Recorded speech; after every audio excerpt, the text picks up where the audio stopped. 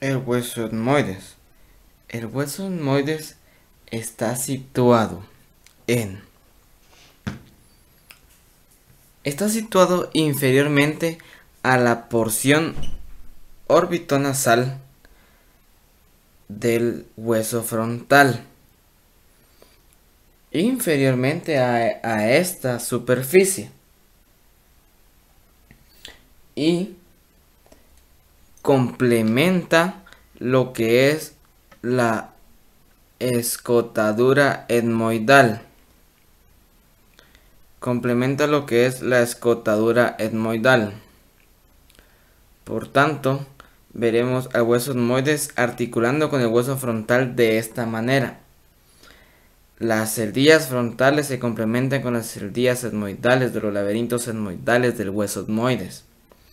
Y también, como vemos que esta es la cara endocranial del hueso frontal, entonces el hueso etmoides va a estar en la parte anterior, de la cavidad craneal, anterior y medial. No todo el hueso va a ser endocranial, solo ciertas porciones, como lo es la lámina horizontal. Esta es la articulación del hueso frontal con el hueso etmoides. Un saludo de nuevo. En este video presentaremos lo que es el hueso etmoides. El hueso etmoides, según su anatomía, nos dice que consta de 4 estructuras o 4 partes. Estas 4 estructuras van a ser las siguientes. Es una lámina vertical, que es toda esta lámina. Una lámina horizontal, que también es toda esta superficie.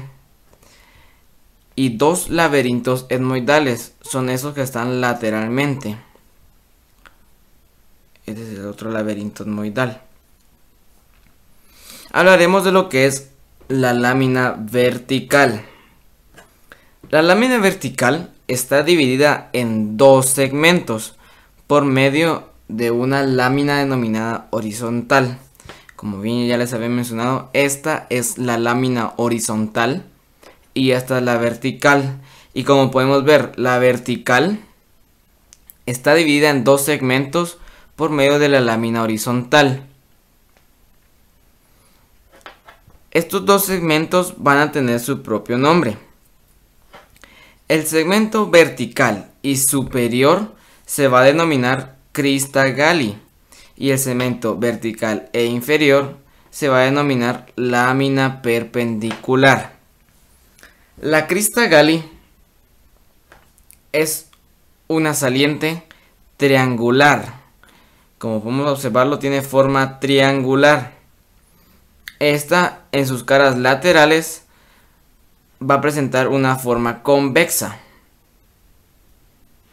Va a presentar lo que es una base, un borde posterior, un borde anterior y un vértice. La base se confunde o se adhiere a lo que es la lámina horizontal. El borde posterior es muy oblicuo, póstero e inferiormente. Esta cresta se va a ir haciendo cada vez más delgada hasta llegar al momento de llegar a desaparecer en el borde posterior del hueso, como lo observamos aquí en esta manera. Es un borde y este borde se va a ir volviendo una cresta hasta desaparecer en el borde posterior de la lámina horizontal. El borde anterior articula con lo que es el hueso frontal. Esta presenta 2 alas, que son las alas de la crista galli. Son esas pequeñas salientes que podemos observar. Esta y esta que está por acá. Estas 2 salientes van a ayudar a complementar lo que es el agujero ciego del hueso frontal. La lámina perpendicular. La lámina perpendicular dice que su anatomía generalmente está desviada hacia alguno de los lados, Como podemos observar en este hueso, la lámina perpendicular no está totalmente recta, sino que está desviada hacia los diferentes lados. Esta lámina va a presentar forma de pentágono. Eso nos hace la referencia que va a presentar 5 bordes. Presenta también lo que son dos caras. Son dos caras laterales, que son las que están por este lado. Estas son sus dos caras laterales. Estas están excavadas por numerosos surcos vasculonerviosos y en mayor cantidad cerca de su borde superior. No podemos observarlos generalmente en este, pero realmente lo están. Observamos que presenta 5 bordes. Como bien, si no lo había mencionado, esta es la cara anterior del hueso, esta es la cara lateral y esta es la cara posterior. Presenta entonces la lámina perpendicular un borde anterior, un borde inferoanterior, como lo pueden observar aquí en esta imagen, un borde inferoanterior. Presenta también un borde posterior y un borde posteroinferior. Y por último presenta su borde superior. Su borde superior se confunde, o sea, adhiere a lo que es la lámina horizontal. Ok, ¿qué es lo que pasa? El borde anterior va a articular con numerosos huesos. Primero, superiormente, en su tercio superior, va a articular con la arista posterior de la cresta nasal. En sus 2 tercios inferiores va a articular con lo que son los huesos nasales. El borde posterior inferior, como lo observamos aquí, el borde posterior inferior va a articular con el cartílago del tabique nasal en toda su extensión. El borde posterior va a articular con lo que es la cresta esfenoidal del cuerpo del esfenoides en toda su extensión. Borde posterior. Y el borde posterior inferior va a articular con el borde mayor del hueso vómer. Ahora hablaremos de lo que es la lámina horizontal. La lámina horizontal. La lámina horizontal, según su anatomía, es cuadrilátera. De acá hacia acá y de acá hacia acá. Este segmento ya consta de lo que es el laberinto etmoidal. Por tanto, la lámina horizontal solo consta de este lugar hacia la crista Galli. Igual manera en este lado. Esta cara, como nos decía, es cuadrilátera. Está dividida en 2 porciones laterales por medio de la crista Galli. Como lo vimos, la crista Galli forma parte de la lámina vertical. La crista Galli divide a la lámina horizontal en 2 porciones laterales. Esta lámina presenta lateralmente un surco o una superficie en forma de canal y lo vamos a denominar canales olfatorios. Los canales olfatorios se van a denominar así ya que sobre esta superficie va a descansar lo que es el bulbo olfatorio del primer par craneal. Esta lámina, como podemos observarlo, tiene forma de canal y está perforado por numerosos orificios. Esos orificios son denominados cribas. Por eso también a la lámina horizontal se le puede dar el seudónimo de lámina cribosa. Si podemos observarlo, este canal olfatorio es mucho más estrecho en su porción anterior y mucho más amplio en su porción posterior. También vemos otra característica, que las cribas son más numerosas en su porción anterior que en su porción posterior. Estas cribas también nos dice su anatomía que van a ser mucho más numerosas en la cara inferior de esta lámina, ya que las cribas al traspasar la lámina horizontal se van a subdividir, por tanto van a ser mucho más numerosas en la cara inferior. Estas cribas, a excepción de estas dos que observamos aquí, observamos esta y esta. Esas no son denominadas cribas, ya que son mucho más grandes. Por tanto, observamos que tenemos un agujero exactamente acá, lateralmente a la crista Gale. Ese agujero va a ser denominado hendidura etmoidal. La hendidura etmoidal va a dar paso a las prolongaciones de la dura madre. Como sabemos, la cara superior de la lámina horizontal es endocranial, por tanto va a estar en contacto con lo que es el cerebro. También observamos lo que es el siguiente orificio, que es lateral a la hendidura etmoidal. Este orificio se va a denominar agujero etmoidal, y este agujero va a dar paso a los conductos del nervio oftálmico. Hablaremos ahora de lo que son los laberintos etmoidales. Los laberintos etmoidales. Los laberintos etmoidales son estructuras en forma de cubo irregular, y estas van a estar suspendidas en el borde lateral de la lámina cribosa. Estos laberintos presentan 6 caras. Tenemos la cara anterior, la cara inferior, la cara lateral, la cara medial, que es esta que está por aquí adentro, la cara superior y por último la cara posterior. La cara superior va a articular con la superficie etmoidal del hueso frontal. Las celdillas etmoidales se van a complementar con las celdillas frontales. Entre estas celdillas se van a encontrar 2 canales, los cuales son denominados canal etmoidal anterior y canal etmoidal posterior. Estos canales van a partir de medial a lateral y un poco de anterior a posterior.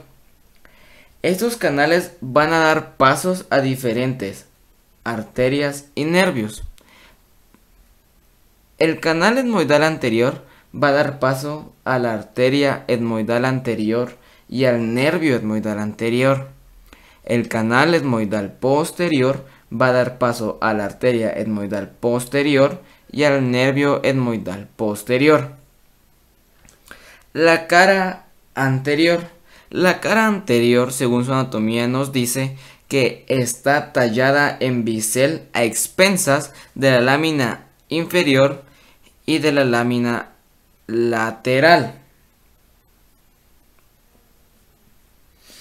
En su porción superior va a articular con la cara medial del hueso lagrimal, y en su porción inferior va a articular con la cara medial de la apófisis frontal del hueso maxilar. Es decir, que las celdillas de la porción superior de la cara anterior van a articular con las celdillas lagrimales y en su porción inferior con las celdillas maxilares. La cara inferior. La cara inferior es biselada y articula en su porción superior con la cara nasal del maxilar y en su porción inferior con la caria etmoidal del hueso palatino. Es decir, las celdillas de su porción superior van a articular con las celdillas maxilares y las celdillas de su porción inferior van a articular con las celdías de la apófisis orbitaria del hueso palatino. Su cara posterior. La cara posterior va a articular directamente con la cara anterior del cuerpo del hueso esfenoides, es decir, las celdías etmoidales de la cara posterior van a articular con las celdías esfenoidales del cuerpo del esfenoides. La cara lateral, como la podemos observar aquí, es lisa. La cara lateral es lisa y es cuadrilátera, irregularmente, claro. Y esta cara también es denominada cara orbitaria, ya que esta cara va a formar lo que es parte de la cara medial de la órbita. Hablaremos de lo que es la cara medial del laberinto etmoidal. La cara medial del laberinto etmoidal. La cara medial del laberinto etmoidal es muy irregular. Vemos que de esta cara van a nacer dos estructuras que son encurvadas y convexas medialmente.